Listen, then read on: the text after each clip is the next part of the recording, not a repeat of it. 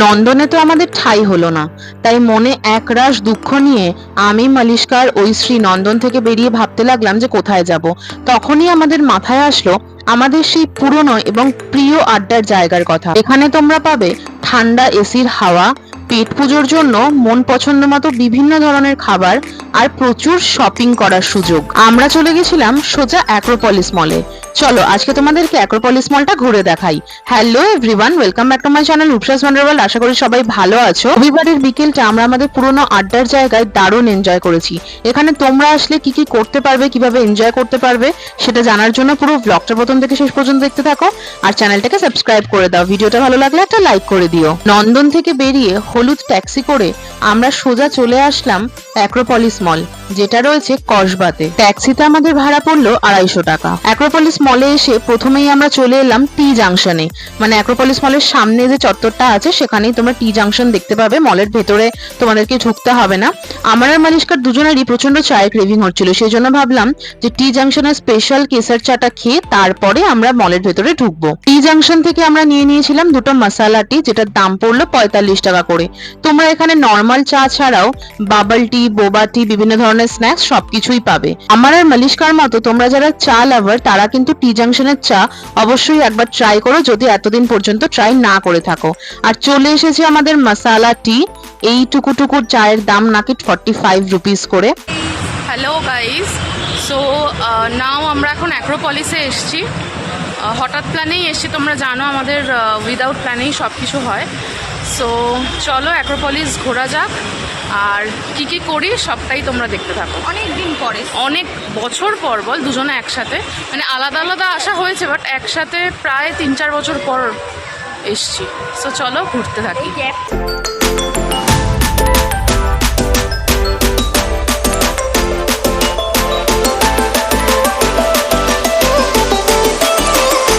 এই গরমের দিনে সব থেকে ভালো ঘোরার জায়গা হচ্ছে শপিং মল, যেখানে তুমি ঠান্ডা ঠান্ডা এসির হাওয়া পাবে আর খাবার দাবার তো মলে থাকেই, তার সাথে কালেকশন গুলোও দেখার সুযোগ পাবে।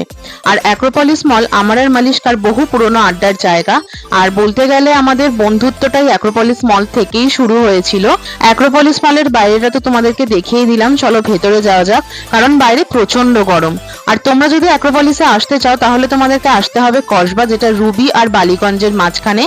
এখানকার যে নিয়ারেস্ট রেল স্টেশন সেটা হচ্ছে বালিগঞ্জ। বালিগঞ্জ স্টেশনে নেমে তোমাদেরকে অটো বা বাস ধরতে হবে। অটোয় 15 টাকা নেবে, সোজা তোমাদেরকে নিয়ে চলে আসবে একদম কসবা অ্যাক্রোপলিস মলের সামনে। তো আমরা চলে এসেছি মলের ভেতরে, আর মলে ঢোকার সাথে সাথেই সেই পুরনো স্মৃতিগুলো আবার আমাদের মনে ভেসে উঠতে লাগলো।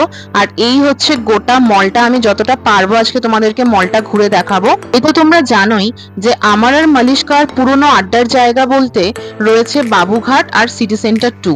তার সাথে আজকে তোমাদেরকে অ্যাক্রোপলিস মলেও নিয়ে চলে আসলাম। বাবুঘাট আর সিটি সেন্টার 2 এর মতো অ্যাক্রোপলিস মলটাও আমাদের ভীষণ প্রিয় একটা পুরনো আড্ডার জায়গা। এখানে এসকেলেটরে আমরা উঠে গেছি, মালিশকা আর ঐশ্রী চলেছে আগে আগে আর আমি চলেছি পিছন পিছন, কারণ আমি জানি না যে ওরা দুজন ঠিক কোথায় যেতে চাইছে।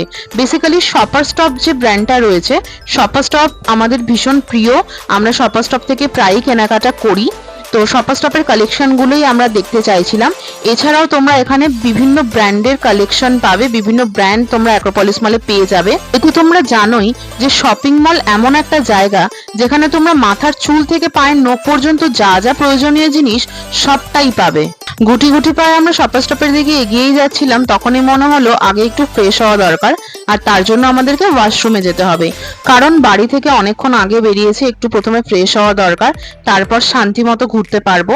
তো আমি, মালিশকা আর ঐশ্রী তিনজনেই ফ্রেশ হয়ে গেছি। নন্দনে যেহেতু আমরা সিনেমা দেখার ইচ্ছা নিয়েই এসেছিলাম, তাই জন্য ভাবলাম অ্যাক্রোপলিসে এসেও যদি সিনেমা দেখা যায় তাহলে মন্দ হয় না।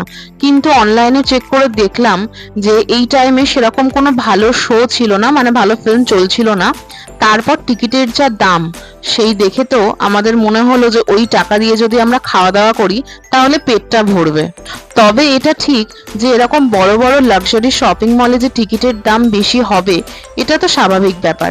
যাই হোক, সবসময় তো সবার সামর্থ্য থাকে না, আর সিনেমাটা সেরকম মন পছন্দ মতো পেলাম না, না হলে হয়তো দেখতাম। কারণ আমি আর মালিশকা যেহেতু কোনোদিন একসাথে সিনেমা দেখিনি, আমাদের দুজনেরই ভীষণ ইচ্ছে যে একসাথে সিনেমা দেখার একটা এক্সপিরিয়েন্স আমরা করব। তো যাই হোক, চলো চলো আমরা এগিয়ে চলেছি। মলে তো আলাদা করে পার্টিকুলার কোনো ঘোরার জায়গা নেই, পুরো মলটাই তোমরা চক্কর দিয়ে দিয়ে ঘুরতে পারো। আর এখানে ছিল আমার ফেভারিট টাইম জোন, কিন্তু দুঃখের ব্যাপার এটাই যে টাইম জোনের যে কার্ডটা হয় সেই কার্ডটা আমরা বাড়িতেই ভুলে ফেলে চলে এসেছিলাম। একবার যদি মনে করে কার্ডটা আনতাম তাহলে আমরা টাইম জোনটাও ঘুরে দেখতে পারতাম, এখানেও খেলতে পারতাম, কারণ আমাদের যে কার্ড ছিল টাইম জোনে সেই কার্ডে অনেকগুলো পয়েন্ট জমা ছিল। বিশেষ করে ঐশ্রী টাইম জোনের এই গেমগুলো খেলতে ভীষণ পছন্দ করে, তার সাথে আমি আর মালিশকাও। চলে এসেছি আমরা ফুড কোর্টের দিকে। প্রথমেই এখানে এসে চোখে পড়লো কেএফসি, কিন্তু আজকে আমরা কেএফসি তে খাবো না। এর আগেও আমরা কেএফসি তে খেয়েছি এবং সেটা তোমাদের সাথে শেয়ার করেছি CC2 তে। এখনো পর্যন্ত যদি কেউ সিটি সেন্টার 2 এর ভিডিওটা না দেখে থাকো আমার এই চ্যানেলে চলে যাও, অবশ্যই তোমরা সিটি সেন্টার 2 এর ভিডিওটা দেখে নাও, দারুণ মজা পাবে। আমরা না গোটা ফুড কোর্টে কনফিউজড আত্মার মতো ঘুরে বেড়াচ্ছিলাম, কারণ এত খাবারের ভ্যারাইটি আর এত খাবারের brand, wow Momo, wow chicken, KFC, Burger King, Taco Bell, Subway, এই সমস্ত ব্র্যান্ডের খাবারই আমাদের ট্রাই করা আছে আর আমাদের ভীষণ ভালো লাগে।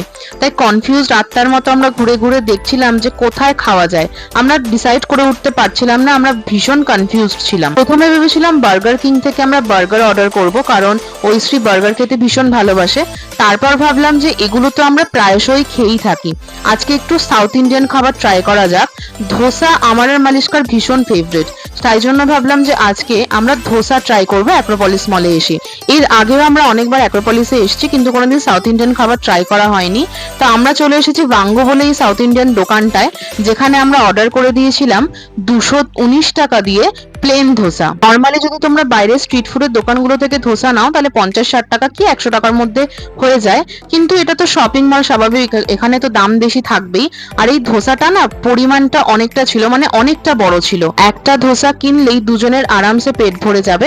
তো আমরা যেহেতু 3 জন ছিলাম সেই জন্য 3 জনে ভাগ করে খাচ্ছি।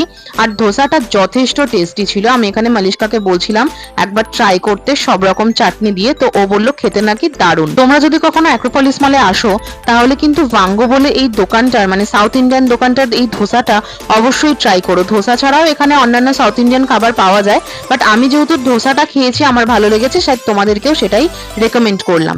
যাই হোক, ধোসা খাওয়ার পর আমাদের মন চাইলো একটু পিৎজা খেতে, বিকজ আমি আর ঐশ্রী দুজনেই পিৎজা লাভার, আমাদের ভীষণ ভালো লাগে পিৎজা। তাই আর দেরি না করে সোজা চলে গেলাম ডমিনোজে।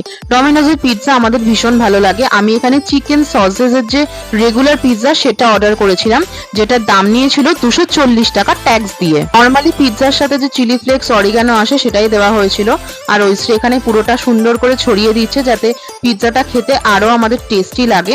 তো ডমিনোজের পিৎজা তো আমাদের সবারই কম বেশি প্রিয়, আর এখানে আমি এই পিৎজাটা এই কারণে অর্ডার করেছিলাম বিকজ যেহেতু আগে আমরা ধোসা খেয়েছি আমাদের খুব একটা পেটে খিদে ছিল না, তো 4টে স্লাইস আমরা 3 জনে ভাগাভাগি করে খেয়ে নিলে আমাদের পেট মোটামুটি ভরে যাবে, মানে পুরোটাই ভরে যাবে। তো সেই হিসেবেই রেগুলার পিৎজাটা নিলাম। তো এর থেকে মিডিয়াম সাইজের এবং লার্জ সাইজের পিৎজাও তোমরা পাবে। আর আমি এখানে পিৎজায় কামড় বসাচ্ছি। এই পিৎজাটা একটু শুকনো ছিল, কারণ আমি চিজ বার্স্টটা অর্ডার করিনি, আমি খুব একটা চিজ খেতে পছন্দ করি না, তাই নর্মালি আমি নিয়েছি। তোমরা চিজ যদি কেউ খুব ভালোবাসো খেতে তাহলে চিজ বার্স্ট যে বেসটা সেই বেসটা অর্ডার করতে পারো। তো খাওয়া দাওয়ার পর আমরা চলে গেছিলাম শপার স্টপে ওখানকার কালেকশন দেখার জন্য। আর অ্যাক্রোপলিস মলের সামনে একটা দারুণ খাবারের দোকানের খোঁজ আমরা পেয়েছি, সবটাই কিন্তু তোমাদের সাথে শেয়ার করব, তবে নেক্সট ভিডিওতে। এরপর আমরা কি কি এনজয় করলাম সেটা দেখার জন্য কিন্তু তোমাদেরকে নেক্সট ভিডিওর জন্য একটু অপেক্ষা করতে হবে আর আমাদের চ্যানেলে চোখ রাখতে হবে। তোমরা কারা ওলা উবের ছাড়া কলকাতার এই নস্টালজিক হলুদ ট্যাক্সি চড়তে ভালোবাসো সেটা কিন্তু আমাকে কমেন্টের মাধ্যমে অবশ্যই জানাও। আজকের মতো বিদায় নিচ্ছি, আবার দেখা হচ্ছে নেক্সট ব্লগে।